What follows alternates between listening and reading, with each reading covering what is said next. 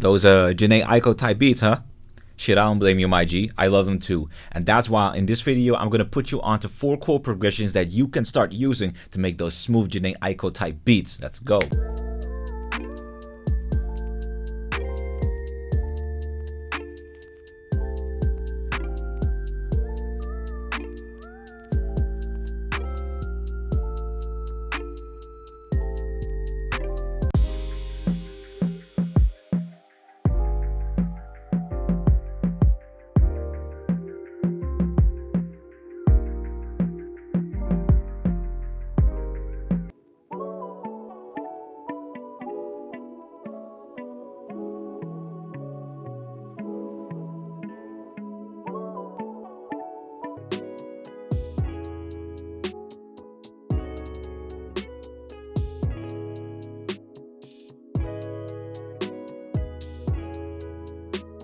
My beautiful folks, what is up and how are you doing? This is Valentine the Plug, your favorite struggling R&B producer, and we are wasting zero time today. Y'all know the setup of this video. I dive into FL Studio, I show you the chord progressions, I show you the beat that I build around them, and if you're lucky, I might just break down the sounds too. Let's take a deep dive. Yay. Wait, my bad, I'm sorry. I forgot to say that I'm also putting the chord progressions in the video description, and I'm also dropping a link where you can use the MIDIs of these chord progressions to build your own beats. Okay, let's go into FL Studio. So if I had to define Jhene Aiko's sound, I say that she has a very quintessential pop R&B kind of sound that still sounds very unique, and that is mostly achieved through the sound selection. A lot of it is achieved through sound selection, but one thing that I like in Jhene Aiko's beats is that they always invoke some kind of innocence and playfulness. She doesn't really use that dark, muddy, cloudy sound that a lot of R&B artists use. She usually, her producers flock to pianos, electric pianos, bells and keys and mouths and stuff like that. So that's something that you got to keep in mind when you're making these chord progressions.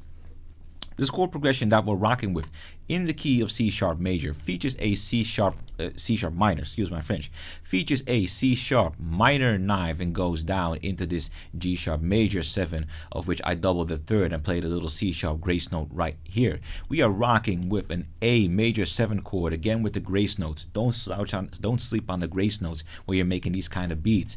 Now this chord right here, this diminished 7 chord, this C diminished 7 chord, that's what really giving the flavor in this chord progression. And after we're done with that, we're just landing back on our root chord, which is a C sharp minor 7, and that sounds like this.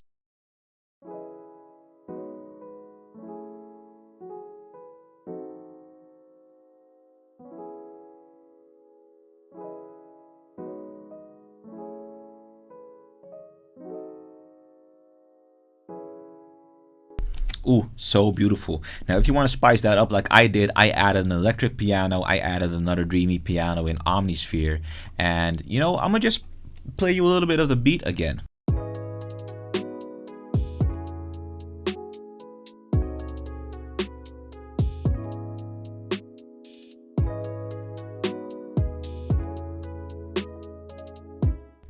Super sweet and super dreamy, quintessential Jhene Aiko.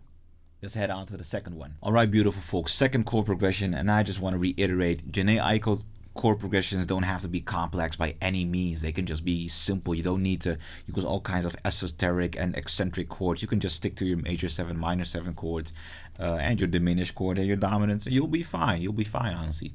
So in this key of F sharp minor, we are starting off with a D major 9th chord right here, and we're heading over to this B diminished 7 chord. You can actually see these two notes here, which are actually repeats of the first and the third. So, you know, B diminished 7 chord lands on a C minor 7 chord with the third, with the root node an octave higher and the 5th in the bass, and we're landing on this A major 7 chord with the third being doubled an octave higher. That's basically it. So it sounds like this.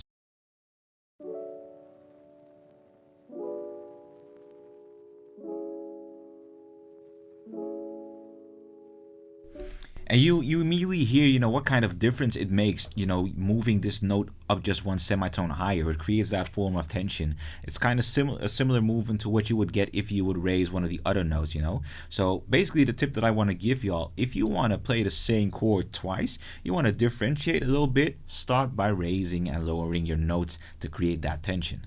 So let me play y'all the beat again so y'all can hear it in context.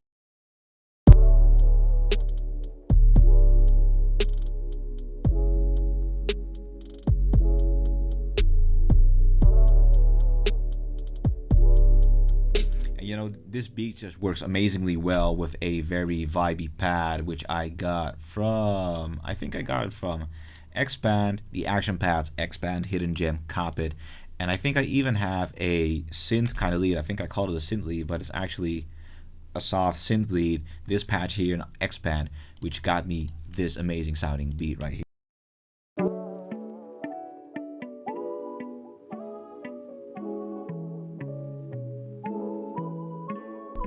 But y'all get it. Let's move on to the third. All right, let's keep it moving, beautiful folks. Third chord progression in the key of C minor. We're starting off with a G major 7. We're rocking with a B diminished 7. Wow, that chord actually returns a lot. And we're rocking with an inverted G7 sus4 chord. So I'm using a 7 sus4 chord right here. It's a perfect substitute for a dominant 7 and gives just that rich needed tension to differentiate your R&B beats from the rest. I'm rocking here with a chord that I rarely use. It's actually a minor 11 chord, which is an extension of the 7th chord and an extension of the 9th. So what you get here is a C, a D sharp, a G, an A sharp, a D, and an F. That gets you a C minor 11 chord, super rich. I play the same chord but I omit the root note and I take the 7 right here and I put it in the bass, drops down to a G minor 7 chord, and that's basically the chord progression. Now here you can see that I've done a lot in terms of melody and grace notes just to give the listener the feeling that it's really picking up, you know, that is part of one big super expressive phrase. So let me play the whole thing for y'all.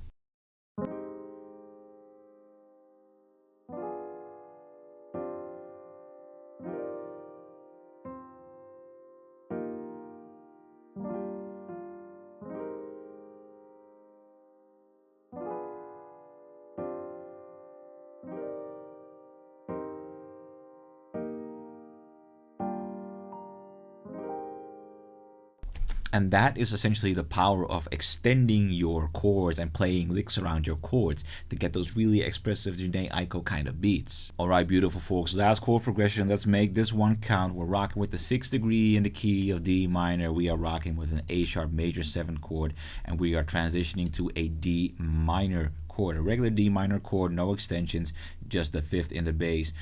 This chord looks super weird, but let me unfuck this chord just a little bit and you can actually see, if I take this 5th and I pitch it up, that it's a G major minor 7 with a flat 5. So let me go unfuck this chord right back.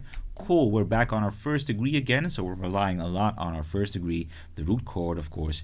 We are rocking with this C major 6th chord, which is actually an inverted A minor 7 chord, and we are landing back on a G7 sus4 chord, and that concludes our chord progression. You combine this baby with an electric piano and you get something super dreamy, which kind of sounds like this.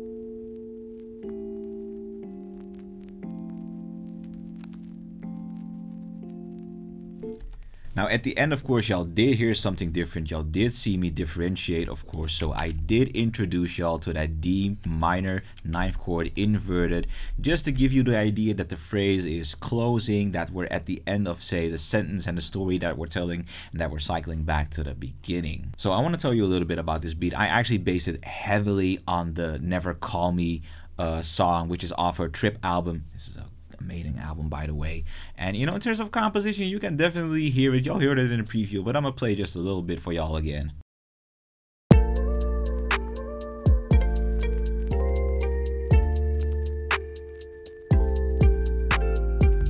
Y'all hear it? Y'all hear it? Alright, now beautiful people, I want y'all to take these midis and study not only the chords but also the chord movements, because once you know what kind of emotions you can create based on just chord movements, you folks are going to be unstoppable.